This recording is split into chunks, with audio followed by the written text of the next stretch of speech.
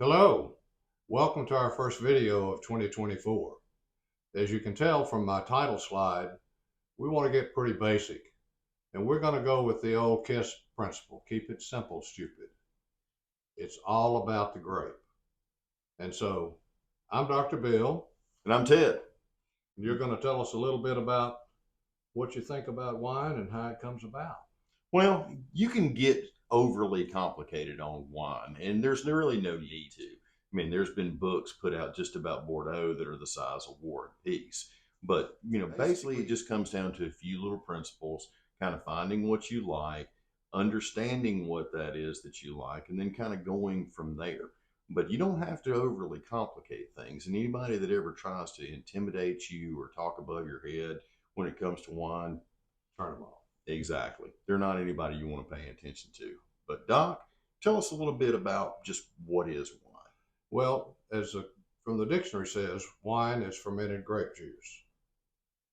Does not mean that you can take a bottle of Welch's grape juice and add a bunch of ethyl alcohol and make wine out of it. Wine is fermented grape juice, meaning it's a reaction between the sugar in the grape juice and naturally occurring yeast. This creates alcohol, carbon dioxide, and heat, as well as implants some intangible taste changes and characteristics of the wine itself. So if the sugar, as it's fermented, is completely fermented by the yeast, this creates what's called a dry wine. It will not be sweet. If there's sugar remaining, that's a sweet wine to you. Yeah. Great. And with wine being made in all 50 states and, pretty much, throughout the world right now, I mean, what's kind of the history of wine? Well, I think it really started, although I've not seen it documented, with the hunter-gatherers, in which they would discover wild grapes, and they'd realize they tasted pretty good, so they'd collect it in an animal skin of some sort and carry it back to their cave or wherever they were hanging out. And at some point in time, the skins of those grapes could crack, in which the juices would seep out. The naturally occurring yeast would then generate alcohol.